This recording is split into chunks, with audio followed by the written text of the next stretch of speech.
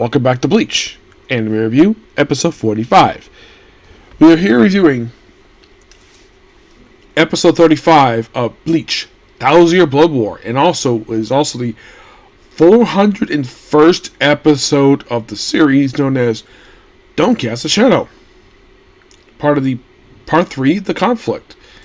This episode covers pages 10 to 17 of 644. The entirety of chapters 645, 646.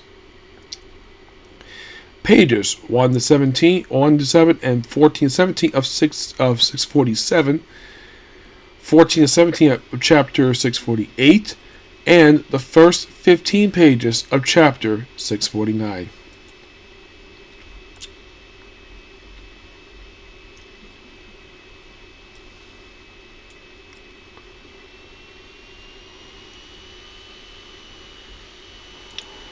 Which I can confirm that the end of this episode will not be followed up with until episode 403, basically in 2 weeks. So, episode kind of picks up where the last episode left off, where Maori has absorbed the left hand of the Soul King with his Zanpakuto toe that was trying to get out of the creature. And like, okay, he's perfectly fine. And now all of a sudden try to deal with the sniper who's been in the last few episodes. So, Century decides, time to take on this threat. So he turns around, takes swords out, and he gets shot in the gut. He gets blow right through him. And like, is he dead? Nope. He ends up behind him, basically, and slices up, basically, at X's gun. Which basically is bow. It turns a freaking gun anyways. He ends up slicing up several times and getting really bigger. He ends up shooting him multiple times. The only wound actually does stick. He said it does stick is when his foot gets shot. Yes, he gets shot through the freaking foot. Because, he's wearing flip-flops with no socks. Because all of the Soul Reapers basically wear socks with their flip-flops. I always thought that was kind of weird, but that could be a samurai thing, who knows.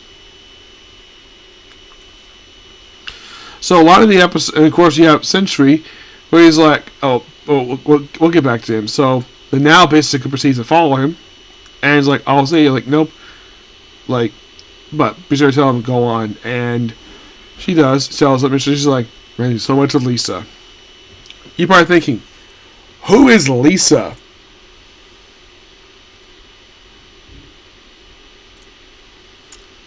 You might be asking. Well, Lisa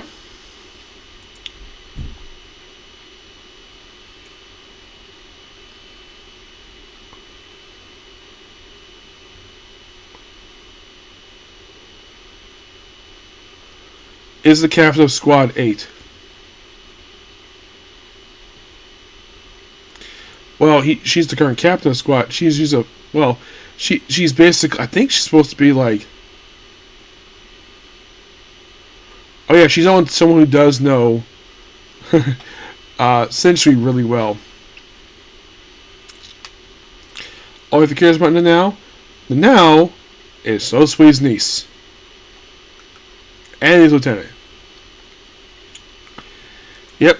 So she doesn't just go on. And of course, Sanji's like, yeah, let's go ahead. He's like, why? And they bring up Ukitake, the captain of Squad 13. He's like, if everything was fine with him. And he also points out that if the old man was still there, he was the same thing, because being a captain commander means you have a lot of responsibility. Which, that's indeed true. He does love responsibility.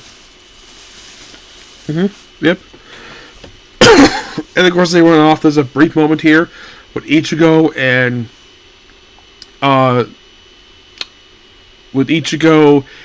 the Quincy he's chasing. But that relates to what goes on with Soul Street, where he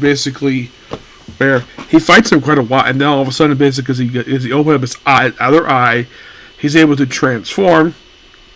Just weird being with no arms. It's got wings and forms like a metal horse under his first legs. This looks like a really weird form. And then, of course, basically, like, he ends up getting shot in the shoulder. He gets shot in the side. And of course, he hides for a bit. And, of course, the guy follows him, slices up a freaking building, and tries to use a keto blade because he says, no weapon can pierce my body. And he's like, maybe keto blade? Damn. So, then he proceeds to finally use his Bankai, which I think this is actually the first time it's been used in the series. And then something weird happens that if you watch the anime, the only time you see this happen was, I kid you not, back in... Oh my gosh, how long was this ago was this?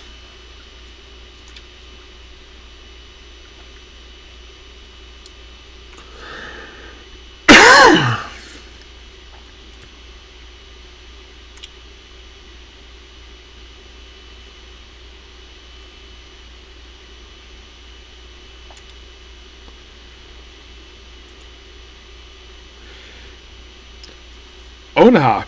Yes, this beautiful woman who was last seen in the anime original story arc, the Zanpakuto Rebellion. Which, if you're curious, that was back in episode 230. That's where she debuted. But if you're curious, what season was that?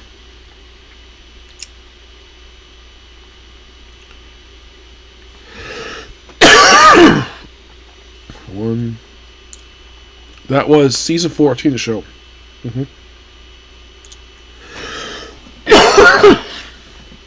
Excuse me. Yes.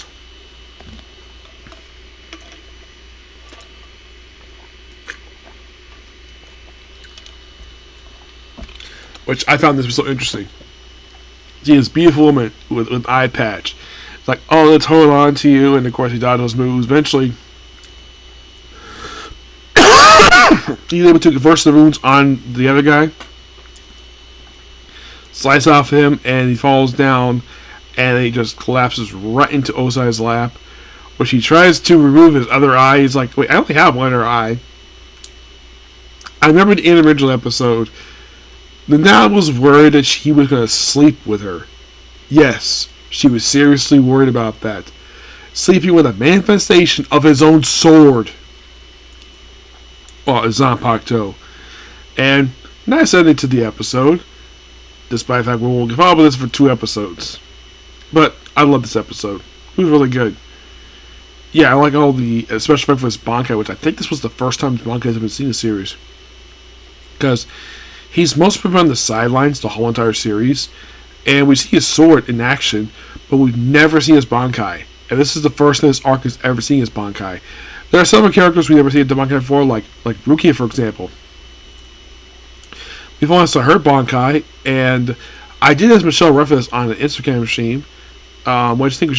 She was quite happy with it. I mean, best person asked how she felt because she's the voice actress for Rukia. I wonder how Soshri's voice actor basically felt about this Bankai. They were like, yeah, that's standard him. And yes, it's the same guy from the previous series, which is Steve Kramer. But overall, great episode.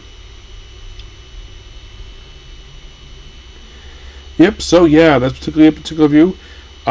Please be sure to like, comment, subscribe, turn notifications, and do this like button. Well,